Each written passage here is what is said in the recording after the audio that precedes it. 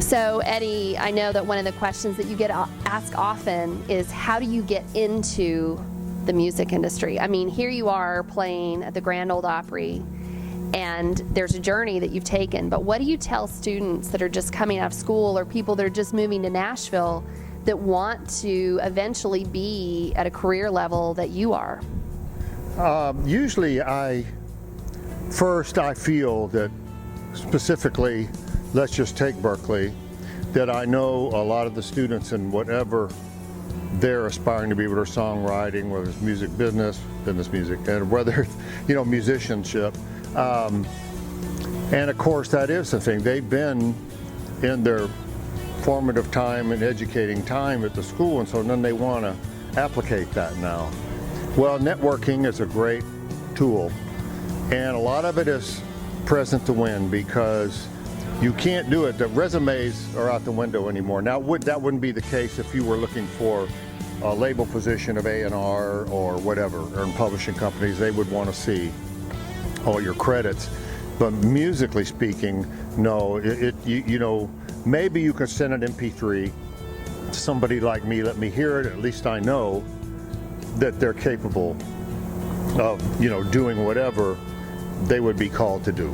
Because there are those cases where some people have a certain style that they do, and then at least I know by hearing their effort, but other than that, a so-called resume of all that, no, it's all in the exemplary of their playing and their talent, and you can hear it. Most people can sit and listen and know that that person has the capability. And of course, the other thing, as I mentioned, is that being here is necessary. And the other thing is making sure that you are set up to sustain, because it's not, unless you do have somebody here that you've networked with and you already have something you can get into, but otherwise sustain yourself. And one of my best examples of that I appreciate is years ago, a great drummer from the school, Steve Sinatra, graduated, and I had talked to him prior, and when he got here, he called me. He goes, "Eddie, I'm here." And I said, "That's wonderful, Steve." I said, "What are you doing?" He said, "I'm parking cars at the Lowe's Vanderbilt Hotel." And in my mind, I went, "Man, you're gonna be all right."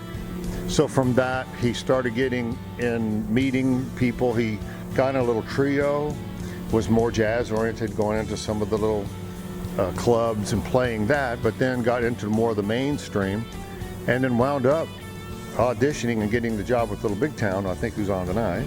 And then from there, now he's with Hunter Hayes. But you can see the evolution of that. And the other thing is that his mind never let go of sustain first. And that way, because I've seen a lot of people who get here and then they're bitter. They're saying, "Man, I've been here 2 years and nothing's, And there's a few people that I have heard from, and I just keep having to say, it only takes the one opportunity that comes there. But networking is a big deal. And the thing about it is people say, "Should I go sit in places?" I said, well, it doesn't hurt, because even down on Broadway here, we have some clubs, and they will allow a musician to come in and sit in. And so the great thing about that is some of the other players in those bands also work sessions. Some just love to play on the weekends, and just like I love the Opry. Even though I'm in the studio all week, I love playing the Opry. But the thing about it is that that's one way that you're heard, and that chance about one of the people coming up to you and saying, "Wow, man, you're really good, man. You know what? I know this person, I know that person, and I like to tell him about you and give you a call," and the next thing you get a call, and then from there. This has been an exciting behind the scenes at the Opry, and I want to say, your words of wisdom have helped so many students, and I know will help the people, watching this video for years to come. So any last thoughts about how people can get a hold of you? If you go to my name, which is Eddie, and that's IE, Bayers, BAYERS.com, and you go on my website, that contact comes directly to me on that email, and I answer, and as much as I can get involved with what anybody's asking, or just staying in touch. Would you listen to this? Yes, I want to listen to everything, you know.